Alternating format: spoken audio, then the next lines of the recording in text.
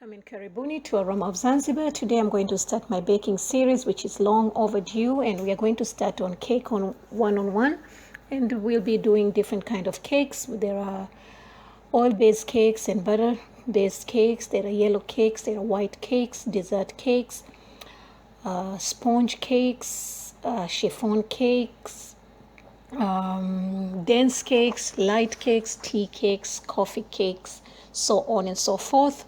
And we'll be going to pastries and breads, inshallah.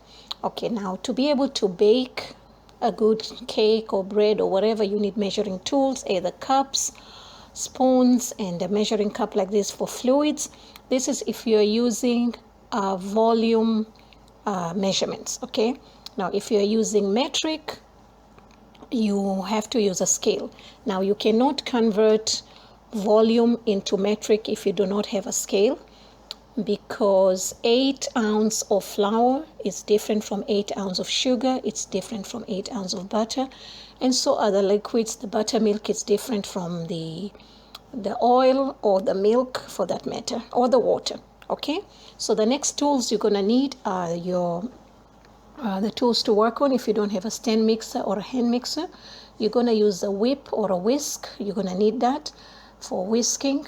And you're going to need a spatula for folding, and a wooden spoon or any kind of flat spoon for your beating or creaming. Now, the third part is you need to familiarize yourself with your recipe.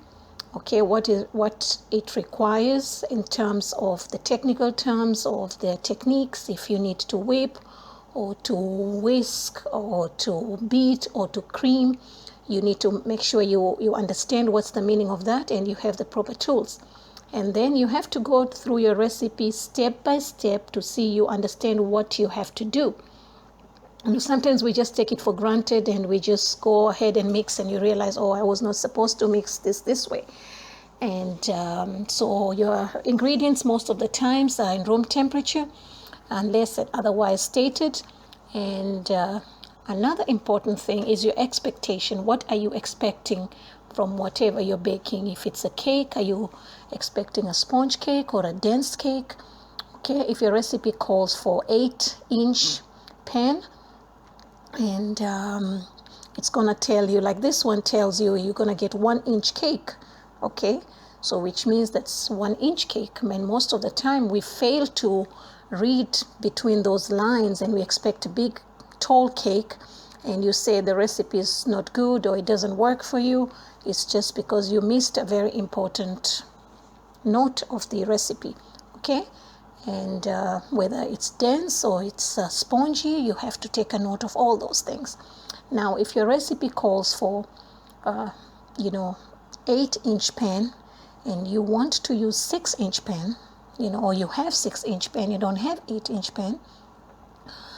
Sometimes, most of the times it works, but you just have to know what the differences are. Okay, if you're doing a sponge cake, then what's going to happen? It's just going to spill over.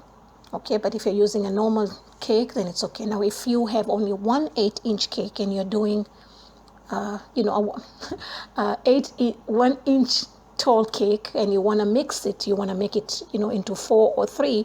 You can do this way, and don't cover it. I was just showing you the height. You may have to bake it longer. Okay, so now another important thing, at least as far as I'm concerned, I make sure that I have the recipe with me all the time, no matter how many times I have baked the cake. Okay, I normally write it in a note like this, and I put all my notes and what it is and why I'm using it.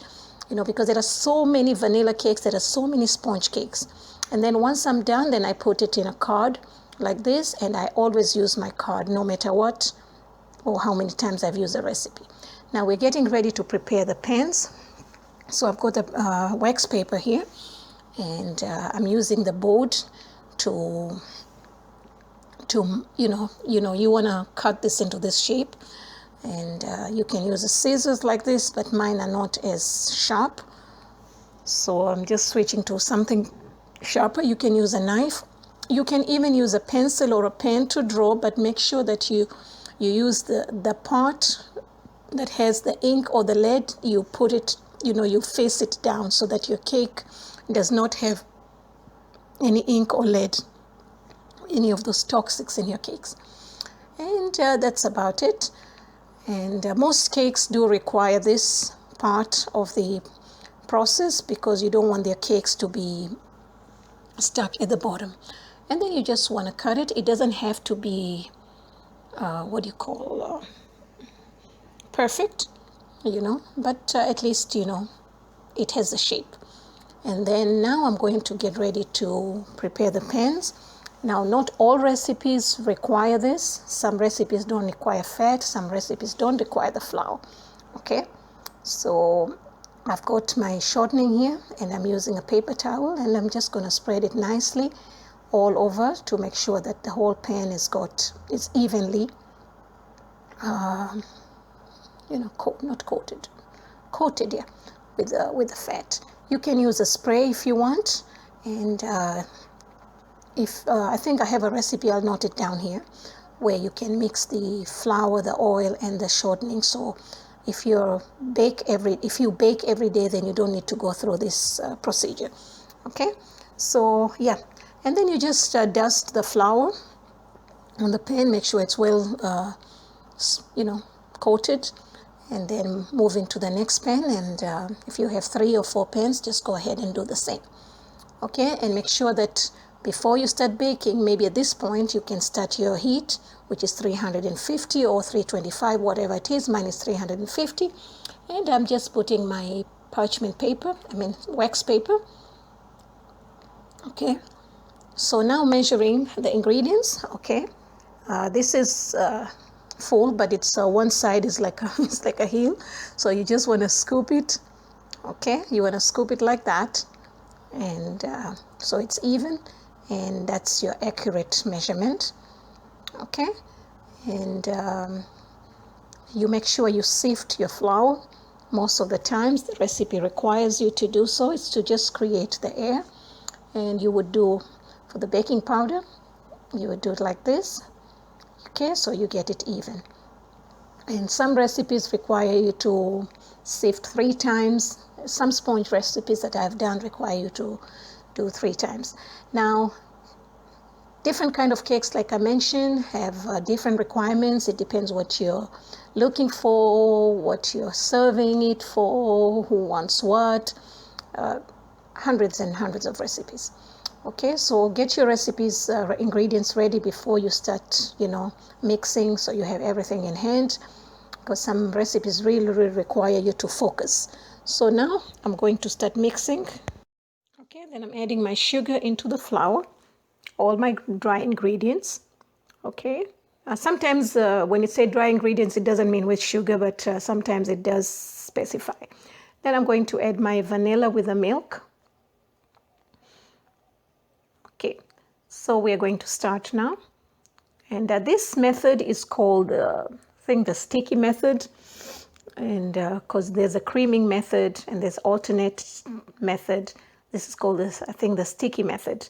I will correct it when I do the video if I'm wrong with a method.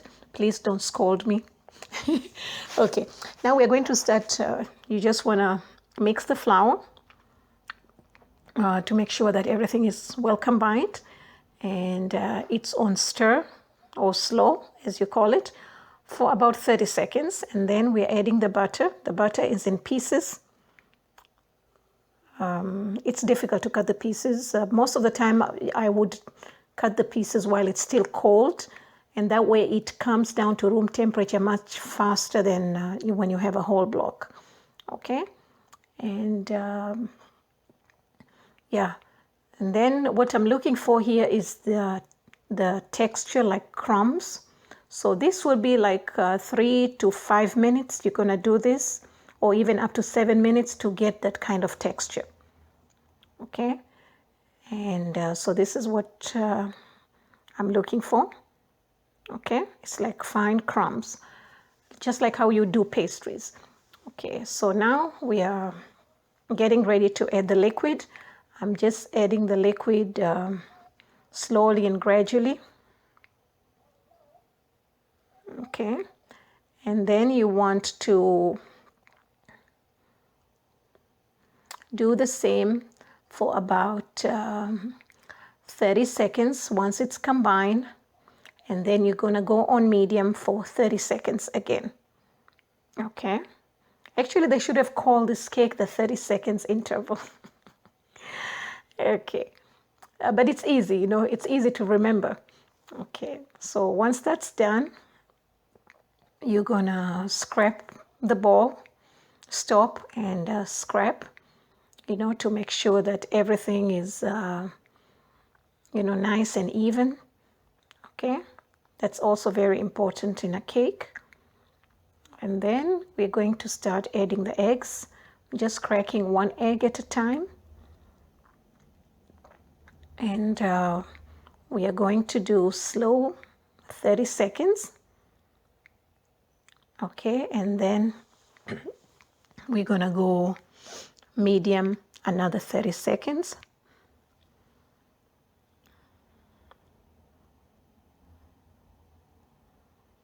Okay, and the texture, when you do the cake, it's very important to really follow the rules. Like most of us know, or it's well known that baking is a chemistry. So there are certain things you really have to follow. Okay, and otherwise you're not going to get the texture that you're looking for. Okay, unless you're just blindly baking a cake, you have no expectations. You're just baking a cake. That's different. Okay, and so I've done that with all my eggs. I had 4 eggs until I finished. And I'm just going to divide my batter equally into my 3 pans. If you want, you can just eyeball it, but this is part of the basics, so I'm just showing you how, you know, I used to do. You know, when I started baking, I would do like that, you know, count the batter, how many spoons, because that's more accurate. And then, so I'm just gonna do that with all my pans. And if you want to make sure that it's more accurate, then you are going to, or I'm going to use a scale to weigh this and show you how accurate or inaccurate this is, okay? So now, and my oven is ready. Before you start, you have to get your oven ready. It's on 350. Okay, so now my first pan is 655. This is grams, okay? And my second pan is 668. And my third pan is also 668, which I'm going to adjust it, okay? And now you just want to tap your pan on the surface to remove the air bubbles, or air pockets as they call them, okay? Because you don't want your cake to have, you know, a lot of air pockets. It doesn't look so attractive, okay? And yeah, so I'm going to do that for all the cakes, all the pans before we bake them. And so now that's done, I'm getting ready to put my cakes in the oven and baking for 350 at 25 to 27 minutes. And I think I went overboard. So now if you want to make sure your cake is well done, you check the edges, or you insert a skewer or a wooden, you know, like a toothpick, or you can press it. And when you press it, it bounces back. That means your cake is ready. Okay. So now I'm just going to keep it here to cool on a rack before I take it out from the pan. And you don't want it to completely cool. You just want it just cool enough where you can hold the pan without, you know, getting burnt. And just run a spatula around on the edges to release the cake. Sometimes in this method you really don't need to, but it's always nice to be sure, okay? And now this is brown. It's golden. Actually, I think it's called the golden vanilla cake. Okay, and I'm going to slice it here. I love to have domes. I know a lot of people like to have perfect cakes. I love to have domes because I like to slice my cake and see how it looks inside before I serve it to anybody. Okay, and So as you can see, even though we tried to remove the air pockets, we still have them, but this is a very nice, light and fluffy cake. And this cake, it does not require a lot of buttercream. This cake can be stacked but cannot be curved. So if you want to make a shape or something, this is not the right cake. You can work with it if you're experienced, but if it's the first time, don't use this kind of cake.